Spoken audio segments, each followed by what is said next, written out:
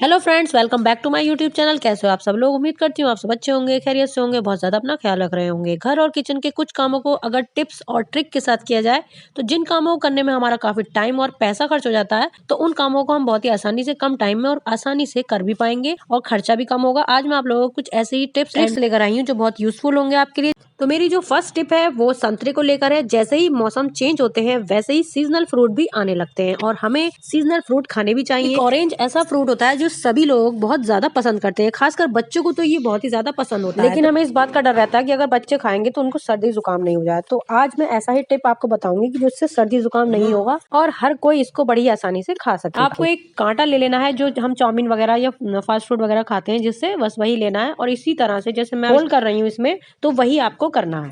तो 8 से 10 होल आपको इसमें करने हैं। अब होल करने के बाद आपको गैस की फ्लेम को धीमा रखना है। इस तरीके से बिल्कुल हल्की हल्की आंच संतरे पर लगाना है। इससे क्या होगा, संतरे में जो भी ठंडापन होता है, इसकी वजह से बच्चों को हम लोग नहीं देते हैं, उसमें थोड़ी सी गर्माहट आ जाएगी और संतरे का जो रस है या जूस है, जो भी आपको खाना पसंद है, अगर आप पूरा संतरा खाते हैं तब भी, तो इस तरीके से जो ठंडक है संतरे की वो बिल्कुल खत्म हो जाएगी। बस थोड़ी ही देर के बाद हम इसको गैस से उतार लेंगे और इसको कट कर लेंगे। कट करने के बाद हमें क्या करना है, अगर आपको बच्चों को ऐसे ही पसंद है कि ऐसे ही खिलाना है तो आप ऐसे ही खिला दीजिए, नहीं तो अगर आपके बच्चों को जूस पसंद है या आपको जूस पसंद है तो आप इस तरीके से इसमें एक गिलास रखिए और इसको जो आपका ऑरेंज है वो इसके ऊपर रखकर अच्छे से इसको दबा दीजिए। दबा दबा कर होगा क्या, इसका जो जूस है वो आसानी से निकल जाएगा।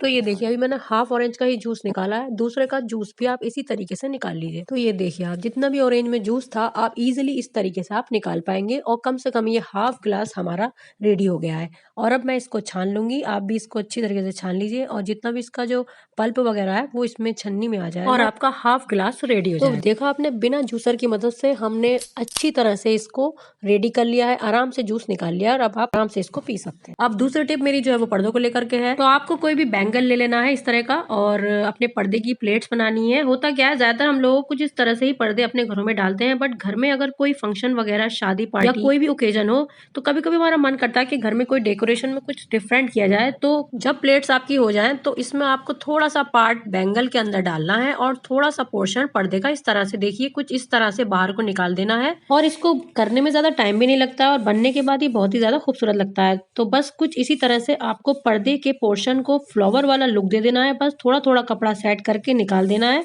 इसी तरह से और कॉर्नर को ठीक कर देना है और फ्लावर टाइप लुक दे देना है। ये देखिए लग रहा है ना कितना प्यारा ये हमारा पर्दा। बस एक बात का आपको जरूर ध्यान रखना है कि बैंगल आपका मेटल का होना चाहिए। कांच का बैंगल जो होगा उसका टूटने का खतरा रहेगा, इसलिए आपको मेटल का बैंगल ही लेना है। देखिए कुछ इसी तरह से आपको दूसरे पर्दे का भी फ्लावर इसी तरीके से बना लेना है। तो ये देखिए लग रहा है ना कितना ब्यूटीफुल। देखिए कुछ इस तरह से आपको अपने पर्दों को इसी तरह का ब्यूटीफुल लुक दे देना है। हर कोई देखेगा तो आपकी तारीफ जरूर करेगा, तो एक बार जरूर ट्राई कीजिएगा।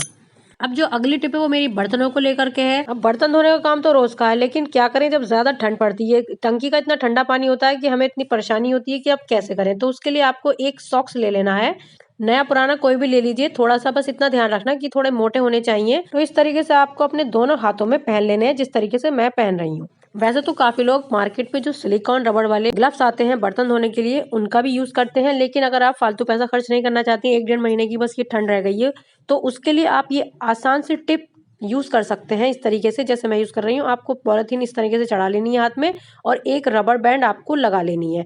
बस आपको इतना ध्यान रखना है कि जो पॉलिथीन है आपकी वो थोड़ी बड़ी होनी चाहिए और थोड़ी मोटी होनी चाहिए। तो देखिए बस अब आपके वॉश करने के लिए बर्तनों के लिए हमारे ग्लव्स रेडी हो गए हैं और इसमें बिल्कुल भी कोई दिक्कत नहीं होगी। बहुत ही आसानी से आपके बर्तन जो है सारे के सारे वॉश हो जाएंगे। देखिए मैं वॉश करके दिखा रही हूँ, बहुत आसानी से बड़े आराम से मैं इनमें वॉश कर रही हूँ। बिल्कुल भी ठंड नहीं लग रही है हाथ, और बल्कि मेरे गर्म हो गए हैं इसके अंदर, क्योंकि सॉक्स और पॉलिथीन की वजह से इसमें बिल्कुल भी हवा नहीं जा रही है और ठंडक भी बिल्कुल भी मुझे महसूस नहीं हो रही है। तो मेरे हाथ अंदर से और ज्यादा गर्म हो रहा है। ये देखिए मैंने कितनी अच्छी तरह से सारे बर्तनों को वॉश कर लिया है।